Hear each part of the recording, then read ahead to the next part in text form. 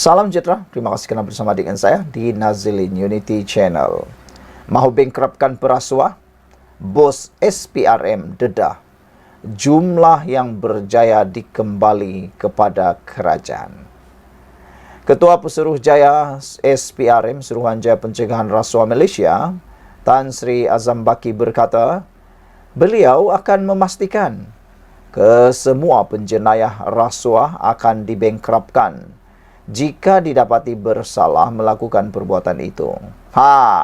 Netizen di ruangan komen mengatakan bahawa ini yang paling bagus. Selain hukuman yang berat, di mahkamah maupun di penjara atau di sebat, lebih baik kalau semua penjenayah rasuah dibangkrupkan, baru padan muka mereka, kata netizen. Kerana perbuatan merasuah, makan rasuah, beri rasuah ini perbuatan yang paling terkutuk sekali. Merosakkan negara, memundurkan negara, dan berdosa betul. Kenapa harus kita kompromi dengan perbuatan jahat rasuah ini? Jadi adalah sangat tepat kalau semua perasuah itu, sama ada pemberi atau penerima rasuah, dibangkrupkan. Itu terbaik. Dalam satu temu bual bersama bernama baru-baru ini, Azam Baki berkata agensi penguatkuasaan itu bukan sahaja sedang berusaha menangkap perasuah, tetapi akan merampas semula harta yang dicuri. Untuk tahun ini sahaja, Azam Baki mendedahkan sebanyak 1,3 bilion ringgit hasil yang dirampas dari aset penjenayah rasuah sudah dikembalikan kepada kerajaan. Wah, bayangkan saudara, ini yang berjaya ditangkap 1,3 bilion ringgit Malaysia. Ini bukan jumlah yang kecil, ini jumlah yang terlalu amat besar.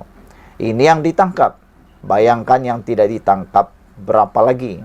Silap-silap hari bulan ada mungkin lebih 50% lagi yang belum pernah ditangkap. Yang berjaya ditangkap baru 1,3 bilion.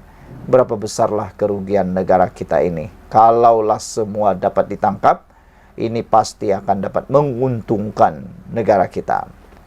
Kata Azam Baki lagi, saya nak bangkrupkan mereka, penjana rasuah. Dan ini boleh mendatangkan rasa takut kepada mereka, supaya berfikir banyak kali dalam melakukan jenayah rasuah, katanya kepada bernama dalam temu bual. Azam Baki mengambil contoh kes 1MDB, One Malaysia Development Berhad, 1MDB. Azam Baki berkata, usaha keras SPRM bersama agensi lain membuahkan hasil apabila 29 bilion ringgit Malaysia dipulangkan kepada kerajaan daripada kos prinsipal 42 bilion ringgit. Saudara, kita harus menyokong tindakan SPRM ini. Habiskan, gangnyangkan perasuah-perasuah ini. Rasuah-rasuah yang ada di Malaysia harus dihancurkan sehabis-habisnya. Selain itu, kita juga digemparkan dengan satu laporan padah palsukan tuntutan perkeso 3 doktor kanan diheret ke mahkamah. Padan mukalah kan guna siapa suruh membuat tuntutan palsu gara-gara memalsukan tuntutan hilang upaya pertubuhan keselamatan sosial perkeso. 3 doktor kanan di Pulau Pinang yang ditahan SPRM semalam dibawa ke Mahkamah Magistrate pagi ini. 30 individu lain yang ditahan dalam kes sama juga dibawa ke mahkamah bagi mendapat perintah reman untuk membantu siasatan. Dilaporkan 2 daripada doktor itu ditahan di Hospital Seberang Jaya, manakala seorang lagi di Hospital Bukit Mertajam. Media melaporkan kemungkinan lebih ramai lagi doktor bersekongkol yang akan ditangkap. Julai lalu, seorang senator meminta penjelasan dari Kementerian Sumber Manusia berhubung penggantungan kerja beberapa doktor yang dikaitkan dengan kartel memalsukan permohonan perkeso.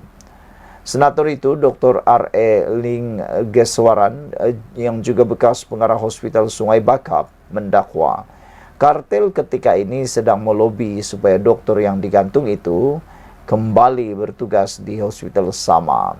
Beliau mengingatkan, Dewan Negara terdapat 683 pengeluaran palsu dari 2018 hingga 2022 melibatkan kira-kira 43 juta yang mana 16 melibatkan seorang doktor tertentu yang perkhidmatannya ditamatkan selepas terbongkar. Sekian untuk kali ini. Jangan lupa tinggalkan komen Anda. Jumpa lagi. Salam sejahtera. Terima kasih kerana bersama dengan saya di Nazalin Unity Channel. Isu yang hangat baru-baru ini yang turut berkait dengan RCI Batu Putih ialah Tun Mahathir Mohamad. Ramai yang tertunggu-tunggu laporan penuh RCI tersebut.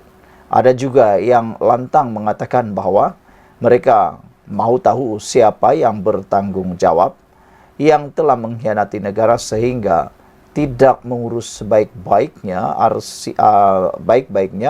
tentang kedaulatan Pulau Batu Putih. Terkini pula Anwar Ibrahim telah menyatakan bahawa pendirian kerajaan untuk mahu terus memperjuangkan kedaulatan negara. Terkini RCI Batu Putih hanya untuk siasat, bukan tuding jari kepada Tun Mahathir, kata Peguam Kanan Persekutuan.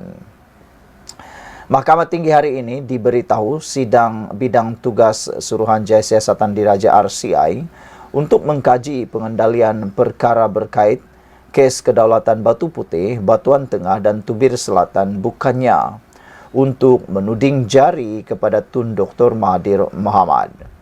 Peguam Kanan Persekutuan Samsul Bolhasyan yang mengemukakan hujahan bagi pihak pengerusi, timbalan pengerusi dan 5 ahli RCI berkata, bidang tugas Suruhanjaya Siasatan itu tidak menamakan Dr. Mahathir sebagai subjek dalam siasatan. Termanya hanya untuk menyiasat dan bukannya menuding jari kepada Tun Dr. Mahathir.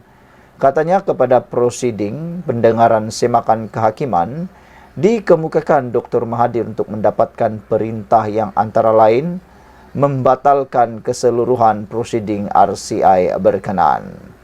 Bekas Perdana Menteri itu turut memohon perintah bagi melarang Tun Mad Raus Sarif daripada bertindak selaku pengerusi RCI dan Datuk Dr. Baljit Singh Sidhu serta Datuk Mohamed Ridha Abdul Kadir daripada bertindak sebagai ahli RCI. Tun Mahathir mahu pengisytiharan beliau adalah perkara siasatan. Dr. Mahathir selaku pemohon turut memohon satu perisytiharan bahawa beliau adalah individu yang menjadi subjek atau perkara dalam siasatan RCI atau terbabit dengan perkara yang sedang disiasat oleh Suruhanjaya berkenaan mengikut Seksyen 18 Akta Suruhanjaya Siasatan 1950. Dalam afidavit sokongannya, Dr. Mahathir berkata, beliau dinasihatkan oleh peguamnya bahawa perintah atau keputusan RCI adalah ultra virus atau bertentangan akta terbabit kerana selaku individu yang menjadi subjek dalam siasatan dia berhak diwakili peguam pilihan. Semakan kehakiman Tun Mahathir sekadar akademik. Sementara itu Samsul turut berhujah bahawa permohonan semakan kehakiman itu kini bersifat akademik kerana siasatan sudah selesai dan laporan sudah diserahkan kepada Yang di-Pertuan Agong bulan lalu. Dapatan RCI itu dijadualkan, dibentang dan dibahaskan di Parlimen pada Oktober ini. Bagaimanapun, Peguam Zainur Zakaria yang mewakili Dr. Mahathir berhujah, semakan kehakiman itu belum bersifat akademik kerana Seksyen 18 adalah satu peruntukan keperluan berkanun dan sebarang ketidakpatuhan boleh menyebabkan keseluruhan prosiding RCI terbatal. Seksyen sama turut memperuntukkan bahawa individu yang kelakuannya tertakluk kepada siasatan berhak diwakili peguam sepanjang keseluruhan prosiding. Zainur berkata Dr. Mahathir adalah subjek dalam RCI tetapi beliau tidak dibenarkan diwakili peguam melalui prosiding yang dijalankan secara tertutup. Selepas mendengar hujahan kedua-dua belah pihak, Hakim Datuk Amarjit Singh menetapkan 28 Oktober ini sebagai tarikh keputusan. Sekian untuk kali ini. Jangan lupa tinggalkan komen anda, tekan butang subscribe.